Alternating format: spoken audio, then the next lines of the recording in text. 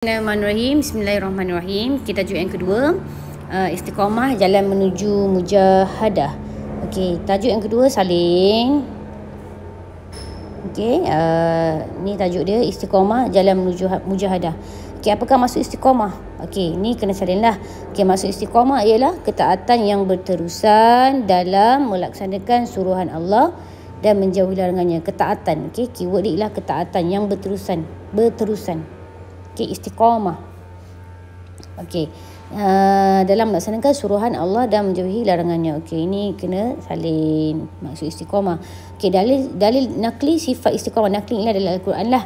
Okey, fastaqim kama umirta. Maksudnya, oleh itu hendaklah engkau wahai Muhammad sentiasa tetap teguh di atas jalan yang betul sebagaimana yang telah diperintahkan kepadamu. Okey, itu tak payah salin.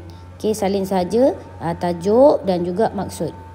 Okey, itu saja, senang je, bukannya susah buat nota ni berdasarkan pada buku teks. Okey, tengok next. Okey, cara. Okey, ni kena salin. Bagaimanakah cara untuk memiliki sifat istiqamah? Okey, cara untuk memiliki sifat istiqamah yang pertama sekali, sentiasa bermujahadah, berusaha bersungguh-sungguh. Ini mujahadah ialah berusaha bersungguh-sungguh melawan hawa nafsu agar, okey, ada kata hubung, agar berterusan mengamalkan sifat mahmudah. Okey, yang kedua, sentiasa berdoa. Dapat 1 markah kalau buat macam tu tau. Tapi kita tak naklah 1 markah, kita nak markah yang lebih. Sentiasa berdoa, memohon bantuan Allah agar dapat melaksanakan segala suruhan dan meninggalkan larangan secara berterusan. Yang ketiga, sentiasa membaca dan mengambil iktibar daripada kisah para rasul dan istiqamah melakukan kebaikan. Okey, yang keempat, sentiasa muhasabah, kita refleksi diri agar ikhlas dan sabar, agar nampak ni, dia kata hubung, agar ikhlas dan sabar dalam setiap tindakan. Okay, yang kelima, sentiasa mempelajari ilmu dengan istiqamah supaya menjadi amalan dalam kehidupan. Yang keenam, sentiasa berkawan dengan rakan yang berdisiplin. Kawan-kawan yang ukuk, kawan yang tak nak sekolah, ponting kelas, tak buat pergi sekolah, tak payah kawan. Yang berdisiplin dalam melakukan kebaikan. Okey, ada berapa? 1, 2, 3, 4, 5, 6. Okey, yang tu salin. Ciri memiliki, cara bukan ciri, cara memiliki sifat istiqamah. Okey. Yang seterusnya, okey, contoh sifat istiqamah yang diamalkan oleh Rasulullah. Tadi kita belajar, sebelum ini kita belajar tentang contoh sifat tawaduk Nabi. Ini sifat istiqamah Nabi pula, sebab Nabi dah contoh tauladan yang terbaik. Jadi kita tengok apakah contoh istiqamah Nabi. Okay, yang pertama, istiqamah dalam ibadat. Okay, istiqamah dalam ibadat. Macam mana Nabi istiqamah dalam ibadat? Okay, baginda tidak jemu memohon keampunan daripada Allah walaupun baginda seorang yang maksum. Okay, yang terlepas daripada melakukan dosa. Abu Hurairah mengatakan bahawa beliau mendengar Rasulullah SAW bersabda, demi Allah dan sesungguhnya aku beristighfar dan bertaubat kepada Allah Subhanahu Wa Taala lebih daripada 70 kali setiap hari. Kita tanyalah diri kita balik. Okey, itu contoh yang pertama. Okey, yang seterusnya. Okey, contoh yang kedua, istiqamah dalam berdakwah. Okey, berterusan dalam berdakwah. Okey, macam mana Nabi berterusan dalam berdakwah? Okey, tetap berdakwah menyebarkan agama Islam walaupun menghadapi pelbagai kesusahan dan ancaman. Sifat istiqamah Rasulullah SAW dalam berdakwah terserlah melalui ketegasan baginda yang tidak akan meninggalkan usaha dakwah walaupun digantikan dengan kesenangan dunia. Walaupun ditawarkan dengan kesenangan dunia, tapi Nabi Muhammad tetap